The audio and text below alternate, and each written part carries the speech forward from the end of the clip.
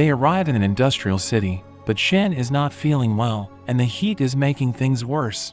Yoon asks Sorrow if he can help his brother, but he tells Yoon not to worry, saying this is what happens when the staff absorbs the fragments, and that Shen should feel better after they get medicine from the sage's shop.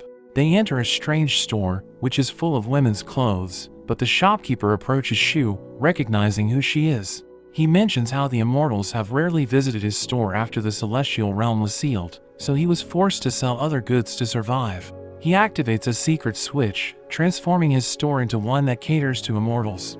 Shu immediately demands a sensu bean, so he quickly finds it for her, and she shoves it down Shen's throat.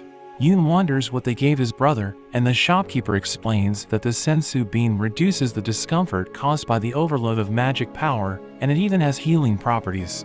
Yoon is impressed and wants to buy a bag of them, but the shopkeeper tells him it costs 2 billion won. Yoon doesn't have that kind of money, but Sorrow offers to pay, revealing he has trillions of won in his account. Shu wonders why the city has gotten hotter, and the shopkeeper tells her about a meteorite that fell from the sky 100 years ago. He says the climate has been hotter ever since, and it now serves as the industrial furnace of the city. Sorrow thinks it will slowly cool down, but the shopkeeper tells them that the whole city needs it, and he mentions Faizan, who is the actual ruler of the city. Shu wonders why he doesn't stand up to him, but the shopkeeper says Faizan is a high-level demon that is even a threat to fairies. Sorrow asks Shen to spin the staff around, so he gives it a go, and it allows Sorrow to see that the meteorite is responding to the staff, so he concludes that there is a soul fragment in the meteorite, but the rod falls as the necklace breaks. As Shu is about to leave with Sorrow, Yoon volunteers to go with them, but Shu warns him it won't be like anything he has faced before, but Yoon is determined to go. He leaves Shen with Ying, and he leaves to join the others. They reach their location, and Sorrow opens a map, revealing that Faizan is on the top floor of the building. While Shu and Sorrow discuss their plan to reach the top floor, Yoon breaks into the building, calling out to Faizan, and this alerts everyone to their presence. Back at the shop, Shen gets a vision of the Guardian as he stood against the demons. He used his staff against them, destroying them with ease, but the demon King Mara attacks with an energy blast, piercing his chest and scattering his soul fragments across the human realm. Shen realizes they now have 2 of those fragments, which they got from the bandits they defeated. The bandits' spirits tell him he's weak, but if he uses the power of the Guardian, his power will be unrivaled. They tempt him to sacrifice his soul to receive the power, but he refuses the offer, causing the rod to shine brightly. It transforms into a giant staff, emerging from the ground, as the voice of the Guardian tells Shen his soul and spirit will become one with him. Shen regains consciousness, but he panics as he sees Ying so close to him, so he accidentally drops the staff. Ying picks it up, and she shows it to the shopkeeper. When she returns, she has fixed his necklace, replacing it with some silver thread. Meanwhile, the trio takes out the enemies, and they reach a hall full of a woman's portrait, where Faizan makes his appearance.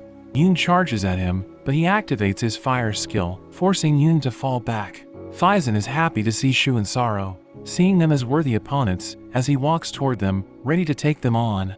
He knows they are after the soul fragment, revealing it's in his body, as he challenges them to take it by force. Yoon lunges at him, but Faizan uses a fire barrier to defend himself, and strikes back, calling forth a pillar of fire. However, Yoon stands his ground, as his swords absorb the flames. Seeing this, Faizan uses a fire blast to blow him away, and Sorrow catches him as he falls. Sorrow warns Faizan that the fire in his body could react with the meteorite and bring disaster to the city, so he suggests giving up his soul to prevent this, but Faizan says he can just use the blood of immortals to solve the problem. Sorrow realizes he is planning to use a forbidden technique, asking him where he will move the meteorite. Faizan reveals he is planning to smash the immortal palace into pieces, so Shu takes out her cannon, firing at him, as he defends using a shield. He attacks Shu with his fire whip, wrapping it around her cannon, and causing it to overheat. Sorrow tries to cool it down with some water, but it doesn't work, so she is forced to throw it away. Faizan launches a fireball at Shu, but Yoon defends her, telling her to return to the shopkeeper. Shu and Sorrow retreat, as lava erupts from the industrial furnace, causing everyone to panic. Faizan rains fire at Yoon, who throws his sword at his opponent and appears behind him, managing to land an attack, but it turns out to be an illusion. Faizan wraps his whip around Yoon's leg, smashing him against the ground. Phison is about to finish him off, but Sorrow returns, conjuring an ice wall and allowing them to escape. Phison sees blood on the ground, and he uses it to begin his ritual, launching the meteorite off the ground. As it pierces the sky, Sorrow notes that its structure has changed over the last century, so it will likely shatter before it reaches the Immortal Palace, and the fragments will rain upon the city. At that moment, meteorites fall from the sky, threatening everyone, and the trio makes their way back to the shop to find a solution. Ying and Shen run for shelter, but Shen sees a girl crying, so he rushes to her, telling her to take shelter with him, but a nearby building crumbles, and they are about to get hit by the debris. But Ying uses her web to save them, and they all make it to the shelter. Shen is worried about his brother, but the shopkeeper assures him he has already taken a sensu bean, so he just needs time to recover. The shelter begins to fall apart, making everyone worried, as the shopkeeper tells them about the core of the industrial furnace, which can help control the heat, but he doesn't know where it is. Sorrow thinks it could be the key to ending the catastrophe, but the shopkeeper knows it's heavily guarded, so the group thinks Ying could steal it. Ying remembers her oath to never steal again, but the shopkeeper states that the core is a weapon of the immortals, so it wouldn't be called stealing, since they are just taking it back. Ying infiltrates the building, taking out the officers in charge of surveillance, and using the cameras to locate the secretary. She ambushes the secretary, trying to interrogate her, but she fights back, wrapping her tie around Ying's arm before launching an attack. But Ying uses her web to restrain the secretary, and she continues her interrogation, asking her about the core. Meanwhile, the shelter continues to fall apart, as Phison throws fireballs, telling the fairies to come out. Shu brings out her cannon, as she thinks about buying time until Ying returns, and Sorrow joins her in the plan. Back in the building, Ying's interrogation is successful, and she makes her way to the core, but she activates an alarm, causing a large robot to block her path. Destruction spreads throughout the city as Phison walks around. In a flashback, we see a red-haired girl trying to stop a thief, when he suddenly pulls out a knife. Phison stops the thief, knocking him down, and he checks up on the girl. They start dating, and they eventually get married, but one day, war breaks out in the higher realms, and fire rains upon the city. He sees the giant meteorite as it descends from the sky, and it ends up hitting the building where his wife is. Back in the present, Shu and Sorrow confront him, and they start fighting, as he blames the immortals for his fate. He casts a fire blast, which Sorrow tries to block with an ice barrier, but it ends up breaking. The golden staff suddenly falls in front of them, shielding them as Shen joins the fight. Shen implores Phison to stop, telling him that everyone is suffering, and the city will end up becoming a ruin like it did 100 years ago. Phison starts crying, as he remembers when he saw his wife's body buried under the rubble. It was then that he found the soul fragment, giving him the powers that he has now. He reveals he wants to get revenge on the immortals for causing the destruction 100 years ago.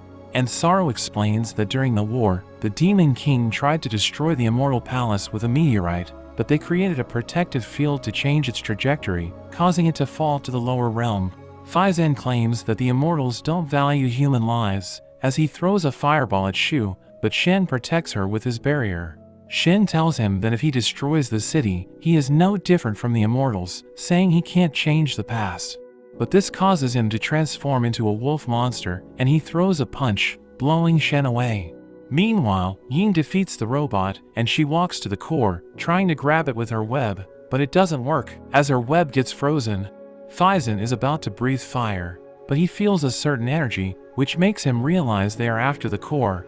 He becomes enraged, throwing a fireball which causes a massive explosion, before he makes his way back to the core. Shen protects them with his barrier, and they think about stopping Phison, but Shu is in no condition to go. Shen volunteers to go after him, so Sorrow tells him to save Ying, as he uses a teleportation spell on him. The wall around the core breaks, so Ying hides, as a strange man makes his entrance. He takes the core with his hand, which starts to freeze, but it's stopped thanks to the armor he's wearing. At that moment, Phison arrives, telling him to put it down. They start fighting, grappling with each other, but neither of them are backing down. The man explains the core is a gift for his sister, as he transforms into a massive bull, overpowering Phison. The man drives his claw through Phison's chest, defeating him, and the soul fragment comes out of his body. The man takes the fragment, putting it in a box along with the core, He sees the meteor descending upon the city, wanting to see how powerful it is. But at that moment, the box is knocked out of his hand as Shen extends his staff. The man grabs onto it, but he realizes his life force is being absorbed, so he quickly pulls it away, charging at Shen with his axe, but Ying saves him in the nick of time. The staff keeps absorbing his life force, so he ends up cutting his arm off. He decides to retreat, using a strange stone, and he teleports away. The giant meteor is about to destroy the city, but Faizan tells Shen he can stop it by breaking the core. So Shen takes his staff and strikes the core, causing the city to be covered with ice, freezing the meteor and causing it to shatter. Faizan cries as he realizes he failed his wife, but his wife's soul appears before him, telling him he protected the city, hugging him as he passes away. The group continues their journey as they make their way to a river that can heal Yun's wounds. They arrive at a seemingly abandoned desert town, where they suddenly experience a power malfunction. Sorrow goes to check it out, and the brothers think Sorrow has been behaving strangely. Shu reveals the town used to be a trading area with the people around, and Sorrow's army was stationed in the mine area, but she refuses to go on, not wanting to expose him. Yun thinks they should support him, so the brothers go to Sorrow, who tells them he doesn't need help, explaining that the ship's power crystal is broken, so they should look for a replacement in the nearby mine. However, he claims the situation in the mine is complicated, so he wants to go alone. Yun offers his help, but Sorrow tells him not to get in his way. We learn that Sorrow was sent on a mission to investigate the mines with his team. His teammates joke around as they make their way to the mines, and we see his teammate holding onto a certain helmet, which is the same as the one he now finds in the sand. Shen starts to get worried, because Sorrow is taking a long time to return, so he asks Shu to track his location. Yun says Sorrow will probably run away if anything bad happens, but Shu tells him to shut up, because he has no idea what Sorrow has been through. As Sorrow walks to the mine, he remembers his teammates, and in a flashback, we see his team entering the mines. They look for the human miners that have gone missing, but it's too dark, so one of them lights up the area, revealing miner helmets scattered around the area. They see a hole that leads to the underground mine, and Sorrow checks out the map, seeing vital signs underground, so they think the miners must be hiding there. His teammates sense the danger, saying they are not equipped for combat, but Sorrow reminds them about their mission, ordering them to prepare for battle. His team jumps into the hole, and they blast zombies as they see them. Sorrow thinks they are the missing miners, but there's too many of them, so they start running away. The zombies block their path, so his teammate throws grenades and tells them to take cover. The zombies are taken out, but one of them gets injured, and as they walk away, the blood on the ground forms a sigil. They reach a safe spot, where they use some cables to send a message to HQ, requesting backup. However, as they send the message, the wall behind his teammate breaks, and he suffers a fatal injury as a monster appears behind him, which they recognize as the corpse-reaping beast. Back in the present, Yun knows about the beast, saying it's a powerful monster that eats corpses, which is a threat even to the immortals.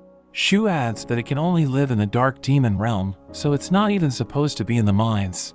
Shu tracks Sorrow's location, and we see he is now gathering crystals, but he notices he is standing on a sigil. He recognizes it as a formation to open the demon realm's passage, which is activated by the blood of an immortal. This explains how the monster was able to enter the mines, and he realizes that his team was the sacrifice for the formation. The beast appears before him, so he prepares for battle, as he remembers how his team was killed by the monster. Sorrow tried to save his friend, but he tells Sorrow to complete the mission, knowing he can't be saved. However, Sorrow tried to fight the monster, crushing it with a stone pillar, but it had no effect. Sorrow collapses, but his friend steps forward, sacrificing his life to trap the monster. Sorrow gets a vision of his teammates, and he cries as he apologizes for failing to protect them, but they tell him not to give up, saying it's not time for him to join them, telling him to find the truth behind the formation. Sorrow wakes up as Shen calls out to him, and he sees the others fighting against the monster. Shu blasts it with her cannon, but it has no effect, so Sorrow tells Shen to protect everyone with his barrier, as he traps the monster in a formation. Shen wonders if he is planning to sacrifice himself, and Sorrow says he doesn't want to lose any more friends. The others continue to gang up on the monster, but it just throws them away. Sorrow approaches the monster, preparing to sacrifice his life, but but Shen stops him and uses his staff to blow a hole in the ceiling. With the monster exposed to sunlight, it quickly crumbles, and everyone makes it out alive. Sorrow honors his fallen comrades as he vows to discover the truth behind the sigil, and he joins the group as they continue their journey to gather the soul.